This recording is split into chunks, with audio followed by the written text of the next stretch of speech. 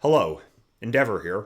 Arnold Rothstein is one of the most prominent figures in the history of organized crime in the United States. Born to a Jewish family in New York City in 1882, Rothstein established himself as the kingpin of the Jewish mob of New York City over the course of the first 2 decades of the 20th century. A testament to the ingenuity of his people, he accumulated an estimated $10 million in wealth, equivalent to $162 million in 2024, through loan sharking, racketeering, bootlegging, gambling, narcotics, and prostitution. While Arnold Rothstein is also credited as one of the first to recognize the potential in a black market for alcohol following the introduction of prohibition in the United States, he is probably best known for his involvement in one of the biggest scandals in the history of American professional sports. This was a controversy involving the Chicago White Sox and the 1919 Major League Baseball World Series, which was dubbed the Black Sox Scandal by journalists at the time and sports historians years later. The 1919 World Series was a matchup between the Chicago White Sox and the Cincinnati Reds. Considered the best team in baseball at the time, the White Sox were heavily favored to win the best-of-9 series, with bookies giving them 5-1 odds. However, professional baseball players weren't the multimillionaires back in 1919 which they are today. In fact, many players on the White Sox felt that they were severely underpaid. A scheme was thus hatched by the mob to bribe the White Sox to throw the World Series in order to take advantage of the massive disparity in betting odds being offered. The way sports betting works, if bookies were giving the White Sox 5-1 odds of winning the series,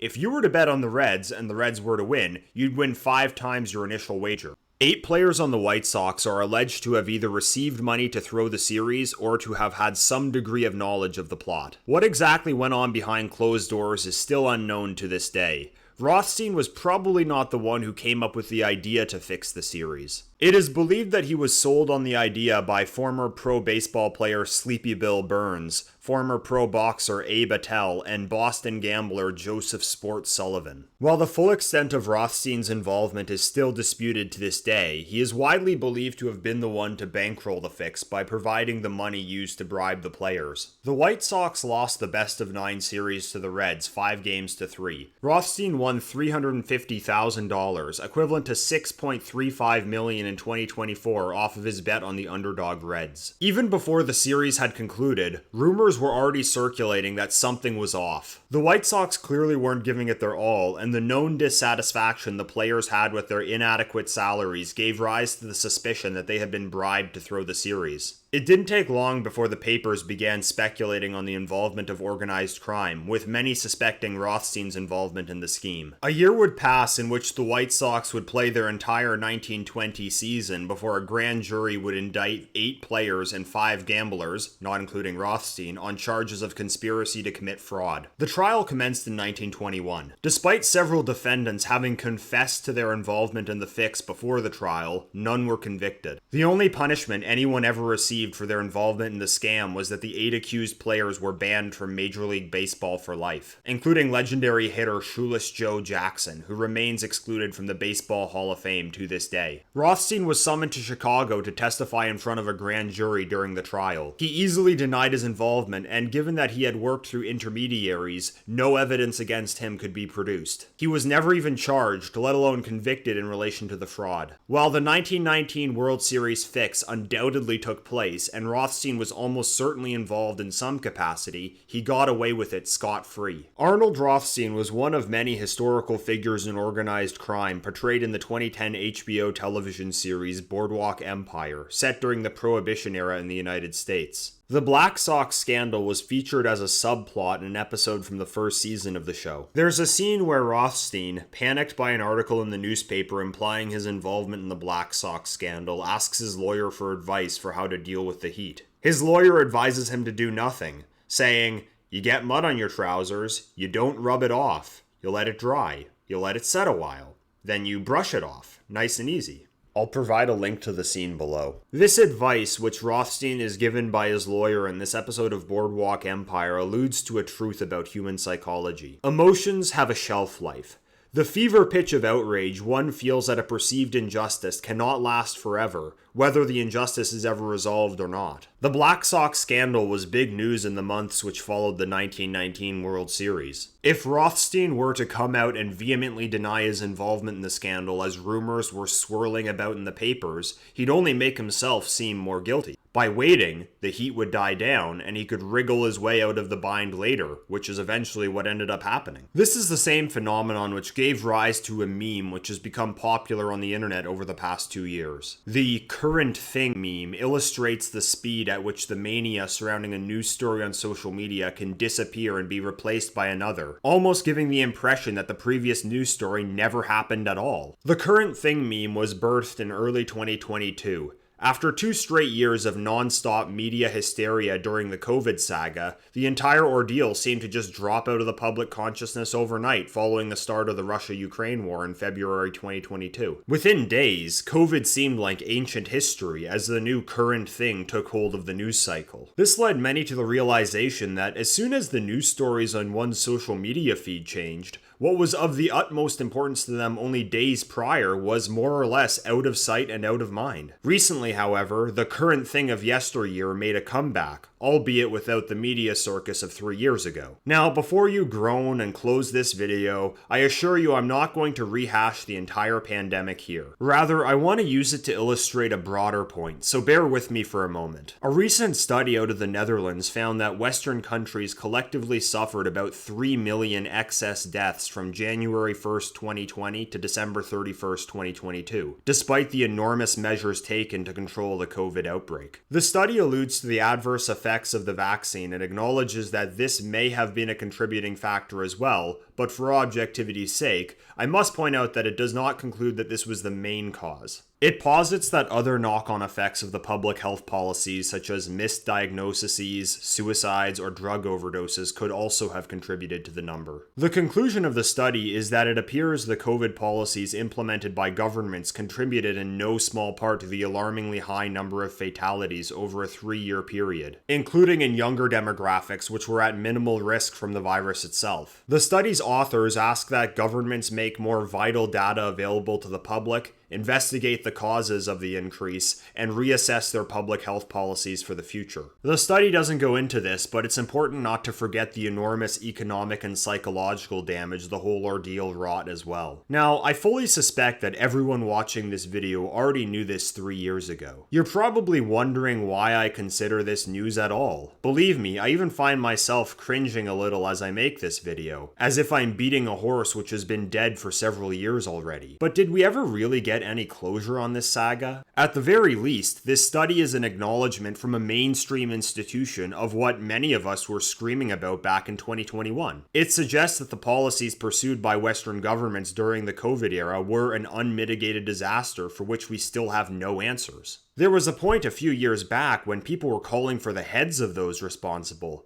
But where did all that heat go? It died down as soon as Russia decided to invade Ukraine and fell out of the news cycle. It appears now that those who made such disastrous decisions are probably never going to face any consequences. Our leaders had mud on their trousers back in 2021.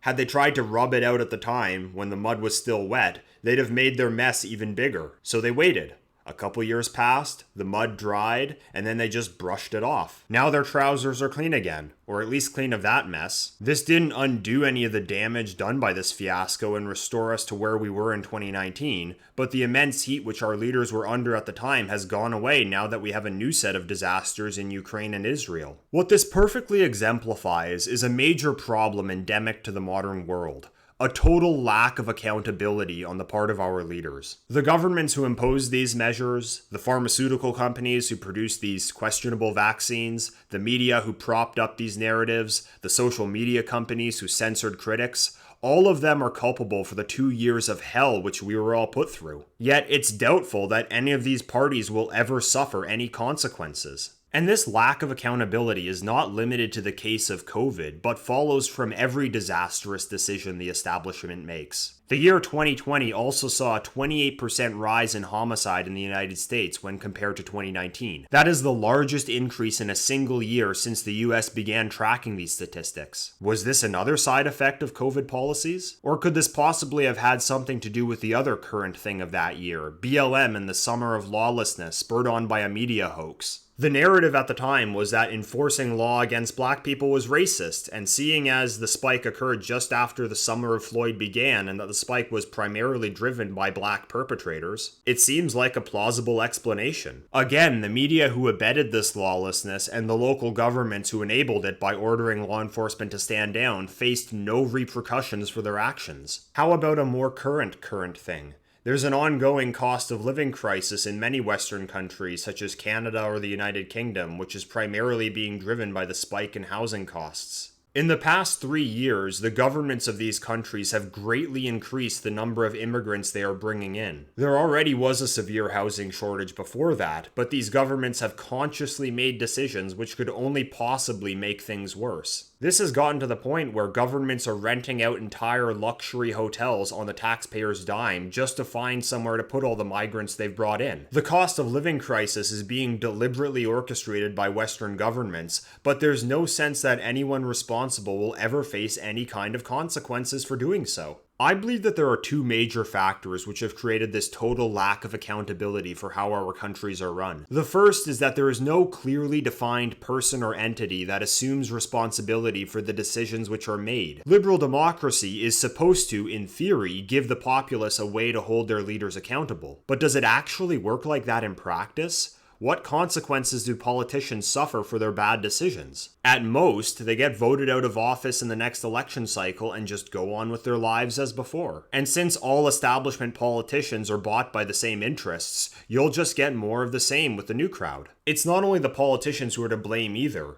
Universities craft the ideological consensus which the politicians govern under, the media propagates the narratives which uphold this consensus, NGOs help facilitate the implementation of the agenda, and the mega-rich fund the whole process. All of these entities are equally culpable as the politicians for the direction Western countries are headed in, but none of them can be voted out of their positions of power. No established process exists through which any of them can be held accountable for the damage they inflict upon society. This brings up a lot of questions about the efficacy of liberalism. Should the press really be free to broadcast outright lies and face no legal consequences for it at all? Does democracy really allow the people to hold their leaders to account when those same leaders can just wash their hands of the problems they create as soon as they leave office? If we were ruled by a monarch, at least said monarch would know that if his country went to hell, the blame would be placed squarely upon his shoulders. These are all questions to be answered another day, but suffice to say here that the current system isn't working. It allows power to be wielded with zero accountability. But it's not only our leaders who we have to blame. The other reason for this total lack of accountability on the part of our leaders is that we, the people, are largely uninterested in holding them to account. In the internet age, one's entire consciousness is formed by the newsfeed on their smartphones. One can be whipped into a frenzy in an instant over whatever current thing their screen tells them to be outraged about one day, only for them to have completely forgotten about it once it has disappeared from their timeline the next. And it's not just the normies who are guilty of this either. When I brought up the previously cited recent study on the impact of COVID policies, did it give you the urge to demand that those responsible be held to account? Or to surf over to some other site and read about the latest happenings in Gaza instead? As much as I think this issue is important, I'm acutely aware that clout on the internet is driven by getting in the best hot take on whatever's big in the news cycle that week. By simply bringing up a current thing which is no longer current, I feel like I'm behind the times, as if I'm violating some kind of internet social norm. It feels like I'm wearing a baby blue leisure suit with bell bottoms in the 1990s, or in internet terms, I'm posting Velociraptor and Bad Luck Brian memes in the 2020s. In some ways, this is understandable. Technology subjects us to a constant bombardment of news these days, and our brains only have a limited capacity to care about it all. Just as a computer only has a limited amount of space on its hard drive, we only have so much emotional energy to invest. When your social media timeline is screaming at you to get worked up about the latest big story, you don't have the energy to maintain your emotional investment in whatever you were outraged about prior. Your brain needs to delete the old current thing from its hard drive so it has room for the new one. The result is that the public won't even be interested in holding their leaders to account because once they've been given a new crisis to obsess over, the previous one is totally forgotten. That scene from Boardwalk Empire was set a century ago, but the advice Rothstein's lawyer gives him is more pertinent today than ever before. The time it takes between the establishment getting mud on their trousers and the mud drying, allowing them to brush it off, is shorter than ever in the internet age. While we jump from one current thing to the next, it's easy to forget that the consequences of these misadventures don't simply go away. They might stop showing up on your social media newsfeed, but they leave behind a trail of destruction, the aftermath of which we have to live with in the real world. Those excess deaths, which we still have not received any satisfactory answers for, all represent real people who are never coming back. But in terms of responsibility, the establishment are more or less in the clear at this point. The extent to which our current leaders are corrupt is unbelievable. It's like being ruled by a bunch of mobsters. It's as if you took the mafiosos of old, made them all gay, and then put them in charge of the entire world. Will the bad blood which the establishment continues to accumulate eventually come back to bite them? That remains to be seen. But when one lives by such corruption, there's a good chance that the chickens will eventually come home to roost. I started this video with the story of how the notorious gangster Arnold Rothstein got away with pulling off one of the most infamous scams in the history of American sports. Perhaps I should finish by telling the story of his demise. I must emphasize that what I'm about to say is purely metaphorical. I am not advocating that anyone repeat the actions I am going to describe here. Rather, I'd like to use Rothstein's downfall as a fitting illustration of how what goes around comes around. Arnold Rothstein built his criminal empire off of gambling, fraud, and murder. Ironically, the same sword he lived by, he would eventually die by. Rothstein was known for his exceptional ability to play the odds, but in time, he would prove the wisdom of Qui-Gon Jinn's sage advice to Watto in The Phantom Menace. Whenever you gamble, my friend, eventually you will lose. In the latter half of the Roaring Twenties, the fortunes of the Jewish crime boss of New York began to change. He began to lose the games of chance which he frequently played, and lose big. He found himself indebted to a number of less than charitable individuals. In 1928, 9 years after the Black Sox scandal, Rothstein lost a high-stakes poker game organized by famous gambler Titanic Thompson. He ended up owing $320,000, equivalent to $5.88 million today. Believing the game to have been fixed, Rothstein refused to pay. What recourse did his creditors have? They couldn't go to the police since their operation was illegal. There was only one way they could deal with him. On November 4th, 1928, Rothstein was shot while attending a business meeting at the Park Central Hotel in New York City. When questioned on his deathbed, Rothstein refused to identify the shooter, telling the police, "You stick to your trade, I'll stick to mine." Though the motive remains unknown, it is believed he was shot in retaliation for his refusal to pay his gambling debt. The kingpin of the Jewish mob died of his gunshot wound 2 days later on November 6th. No one was ever held accountable for his murder. If you enjoyed this video, please like, share, and subscribe. You can follow me on Twitter or Telegram, and you can also subscribe to me on Substack where I post exclusive content. If you'd like to make a donation, Substack is the place to do that. All links are down below. Thank you for listening. Till next time, Endeavor.